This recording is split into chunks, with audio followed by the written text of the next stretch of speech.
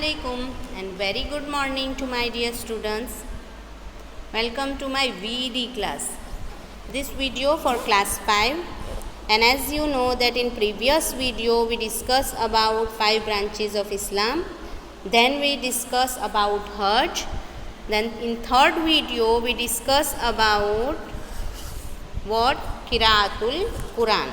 Okay. Some ahadith also, and what is the benefit of Qiraatul Quran, what is the definition of Qiraatul Quran, we discuss about it. So today we are going to learn from our VED book about Hifzus Surah. What?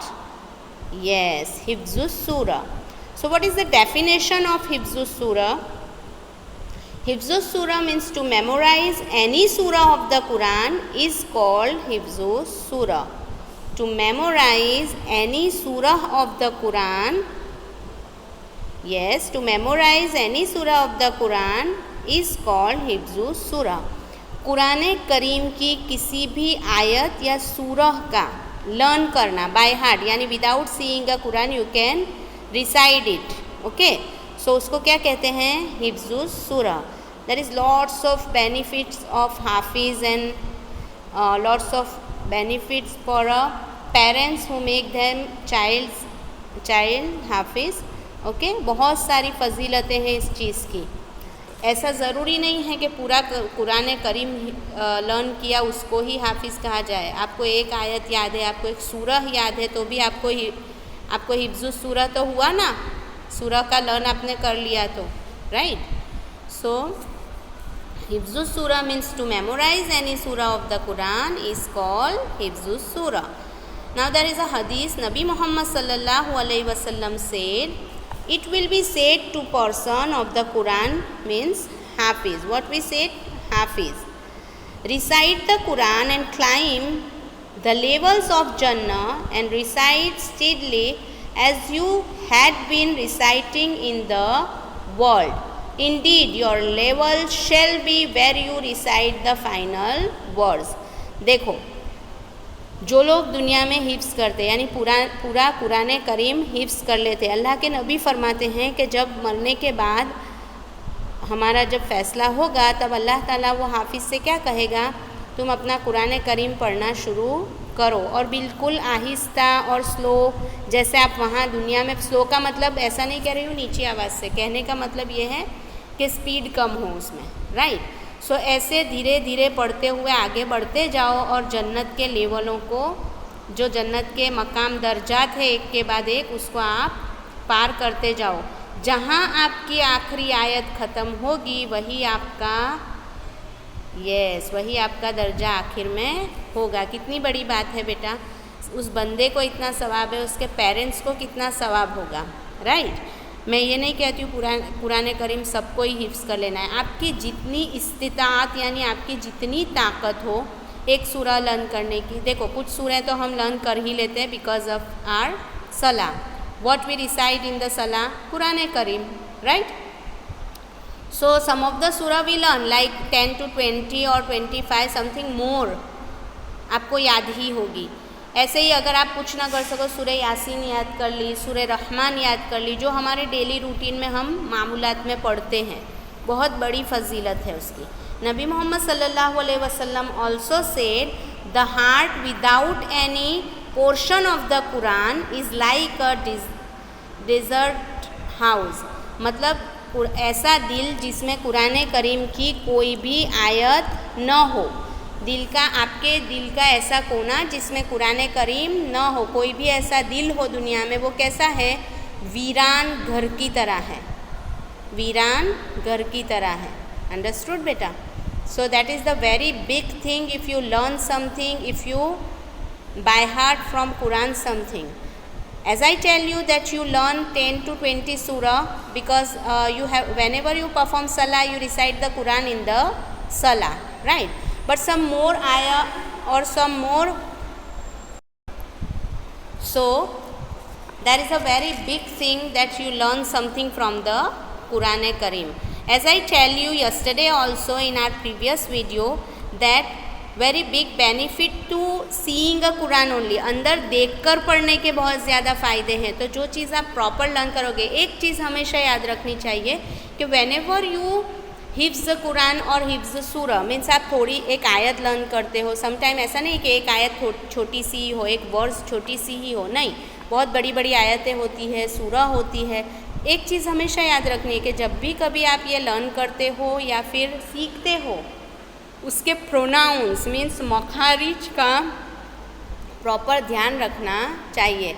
As I said you yesterday also that Quran करीम में ऐसा है बेटा Arabic language के अंदर कि सिर्फ ज़बर ज़ेर की भी चेंजेस हो जाए ना तो उसका पूरा मीनिंग चेंज हो जाता है। अंडरस्टूड? सो आपको जब भी कुरान करीम आप पढ़ने बैठो, हिफ्ज़ करो, जो भी, लेकिन एक चीज़ का हमेशा ध्यान रखना है कि आपको प्रॉपर तरीके से उसको पढ़ना है, मखारिज के साथ, सही मखारिज के साथ उसको हर हर्फ की, हर अल्फाज की अदायगी सही तरीके से करेंगे तो हम उस सवाब के हकदार होंगे। अब आज हमको कहीं काम पर जाना है तो चलो जल्दी जल्दी यासीन पढ़ ली, कोई वर्ड, कोई हुर्फ सही से अदा हो रहा है, कोई नहीं हो रहा है, हम किसी चीज़ का ध्यान न दे, that is not good for us. Okay, one must therefore make an effort to memorize the Quran. The least one can do is memorize as much as is sufficient to perform salah properly.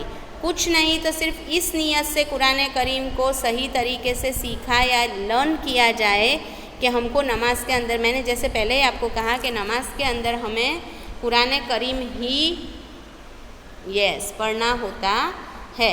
So my dear students, our today's topic is हिफ्ज़ुस सूरा। So I ask you in our live lecture also that what you learn from your VED book. Okay, 5th standard students, I ask you, me also and Mufti Firoz sir also ask you what you learn from your VED book. So ऐसा नहीं है कि video देखा नहीं देखा, मैं आपको PDF भी भेजूँगी जो आपको अपनी CW एक VED की बना लेनी है, जिसके अंदर आपको VED की जो भी PDF आती है आपको उसको किस में लिखना है, VED की बुक में। ऐसा नहीं कि VED की PDF है उसको भी आप अरबिक की ही बुक में लिखना शुरू कर दो। ओके बेटा, आपको क्या करना है, VED के लिए एक 200 पेज की बुक बना लेनी है जिसके अंदर हम आपको VED की जो भी डेफिनेशंस है, अभी तो ये शुरुआत है इसलिए थोड़ा थोड़ा सा एक्सप्लेनेशन दे रहे हैं आपको ताकि आप इजीली समझ सको। ओके बेटा, सो क्या है कि जो भी VED की PDF आएगी आपको उसको VED की बुक में ही लिखना है। So I hope you all are understood our today's topic and what is that, हिफ्ज़ुस सूरा। One more time I repeat that definition, that Hifzus Surah, to memorize any surah of the Quran is called Hifzus Surah. And I tell you the benefits also, that what is the level of Hafiz, what is the